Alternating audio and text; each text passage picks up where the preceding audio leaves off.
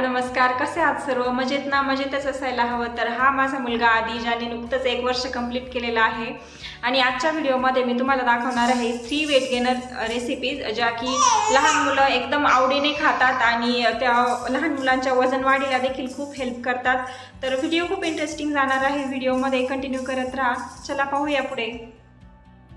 आणि या ठिकाणी आपला पहिला पदार्थ, पहिली रेसिपी असणार आहे ती म्हणजे साजूक तुपातली खीर. अगदीच प्रत्येकाच्या घरात सहजासहजी अवेलेबल असणारे जे 4 ते 5 इन्ग्रेडियंट आहेत त्यापासून लहान मुलांना एकदम पौष्टिक अशी खीर बनवता येते. चला तर मग रेसिपीला सुरुवात करूया. इथे मी सर्वात प्रथम कढईमध्ये 1 चमचा साजूक तूप ॲड केलेला आहे आणि त्यानंतर भाजलेल्या तांदळाचं मिक्सरमध्ये पीठ तयार करून घेतलेलं आहे. हे पीठ मी अगदीच 7 ते 8 दिवसांचं एकत्रच तयार करून घेत असते, जेणेकरून मला जेव्हा आधीसाठी खीर बनवायची असते तेव्हा मी ही पीठ वापरू शकते, जेणेकरून खीर एकदमच 5 मिनिटात तयार होईल आणि माझा हे वेळही वाचेल. आणि आता हे पीठ साजूक तुपामध्ये कंटिन्युअसली हलवत राहायचं आहे, जेणेकरून जळणार किंवा करपणार नाही. जळालं किंवा करपलं तर हे मुलं खीर खाणार नाहीत. तांदळाच्या पिठाला हलकासा लाल रंग आल्यानंतर आपण त्यात 1 टेबलस्पून ड्रायफ्रूटची पावडर ॲड करणार आहोत.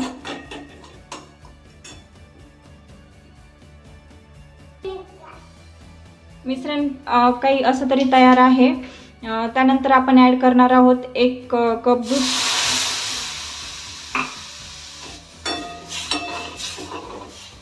आणि याला कंटिन्युअसली हलवत राहायचं आहे, कारण गुठळ्या होत्या कामा नये.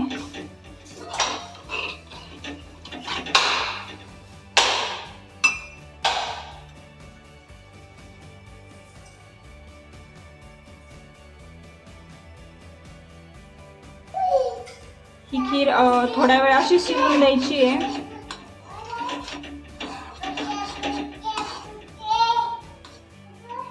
कमी गॅसवर शिजवल्यानंतर त्याला चव देखील छान येते. तुम्ही कन्सिस्टन्सी पाहू शकता, जास्त घट्टही नाही आणि जास्त पातळही नाही. त्यानंतर मी ॲड करत आहे 1 टेबलस्पून गूळ. इथे मी साखरेचा वापर करण्याऐवजी गुळाचा वापर करत आहे, कारण गूळ लहान मुलांना कॅल्शियमसाठी चांगला राहतो.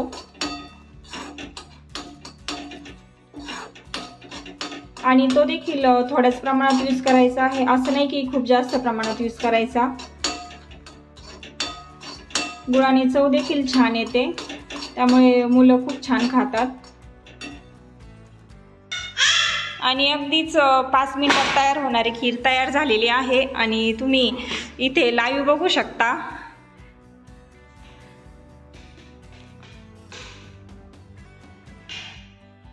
मुलं खूप एक्सायटेड राहतात ही खीर संपवण्यासाठी. माझा आधी तर बिलकुलच.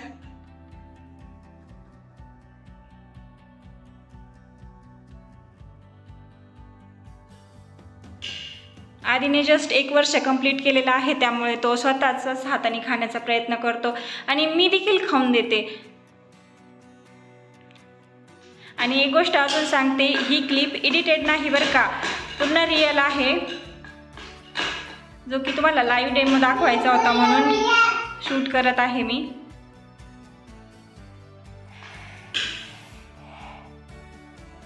ही अशी पौष्टिक खीर एकदा नक्की तुमच्या बाळाला बनवून बघा आणि त्यानंतर कमेंटमध्ये नक्की सांगा.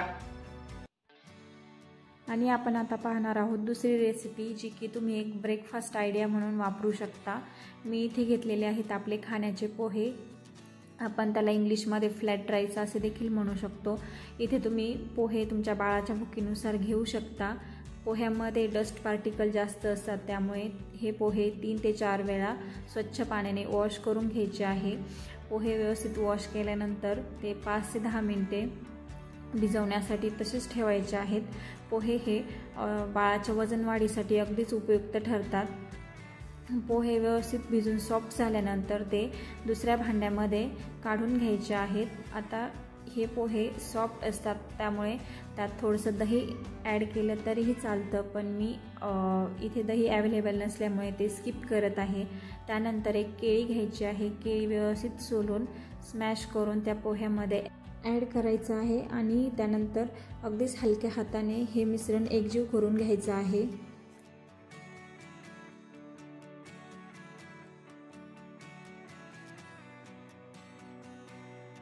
आणि या ठिकाणी ही रेसिपी अगदीच झटपट 5 मिनिटात तयार होणारी रेसिपी आहे, त्यामुळे तुम्ही तुमच्या बाळाला एकदा नक्की ट्राय करा।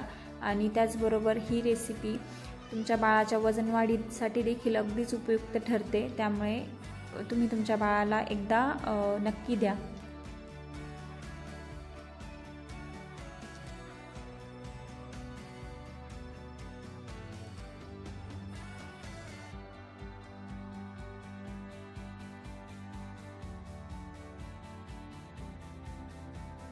नंबर 3ची जी रेसिपी असणार आहे ती असणार आहे नाचणीचे लाडू। इथे त्यासाठी तुम्ही तुमच्या आवडीप्रमाणे ड्रायफ्रूट्स घेऊ शकता। इथे मी घेतलेले आहेत काजू, बदाम, खजूर आणि मखाने। हे तीनही घटक बाळाच्या वजन वाढीसाठी अगदीच उपयुक्त ठरतात, त्यामुळे ही रेसिपी मी हायली रिकमेंड करते। आणि आता रेसिपीला सुरुवात करणार आहोत। कढईमध्ये थोडंसं 1 टेबलस्पून मी तूप घेतलेलं आहे। या तुपामध्ये अगोदर काजू, बदाम थोडासा हलका सोनेरी रंग येईपर्यंत भाजून घ्यायचे आहे। नंतर त्यात मखाने देखील ॲड करायचे आहेत, कारण मखाने जास्त लवकर जळतात, त्यामुळे मखाने सगळ्यात शेवटी ॲड करायचे आहेत। ह्या तीनही ड्रायफ्रूट्सला हलकासा सोनेरी रंग आल्यानंतर ते काढून घ्यायचे आहेत। त्यानंतर दुसरीकडे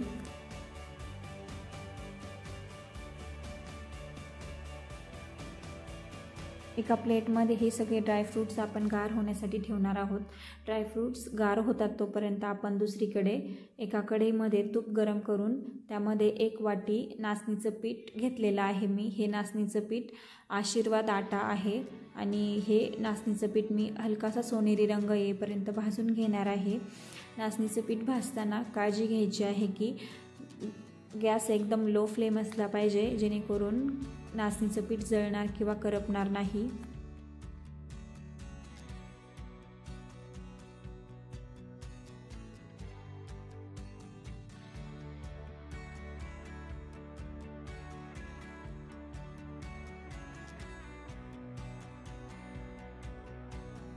आणि आता या ठिकाणी नाचणीचं पीठ व्यवस्थित भाजून झालेलं आहे। त्यानंतर आपण जी गार होण्यासाठी ड्रायफ्रूट्स ठेवलेली होती ती ड्रायफ्रूट्स आता आपण मिक्सरच्या भांड्याच्या साहाय्याने बारीक करून घेणार आहोत। त्यामध्ये बारीक करताना 2 टेबलस्पून आपण गूळ देखील ॲड करणार आहोत। बारीक झालेल्या ड्रायफ्रूटची पावडर काहीतरी अशी असते। त्यानंतर ही ड्रायफ्रूटची पावडर आणि नाचणीचं पीठ जे की आपण भाजून घेतलेलं होतं ते दोन्ही ॲड करणार आहोत। त्यानंतर त्याचं मिश्रण व्यवस्थित हाताने चोळून घेणार आहोत। त्याच्यात आपण खजूर देखील ॲड करणार आहोत।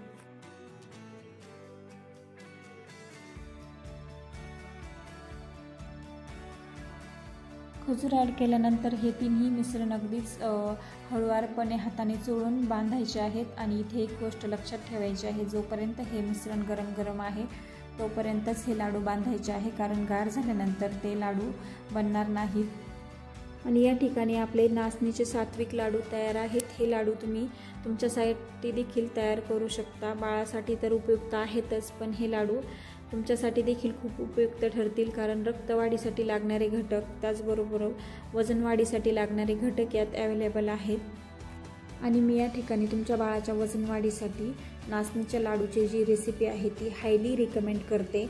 आणि अशाच नवनवीन व्हिडिओसाठी चॅनलला लाईक, शेअर आणि सबस्क्राईब करा। आणि अशा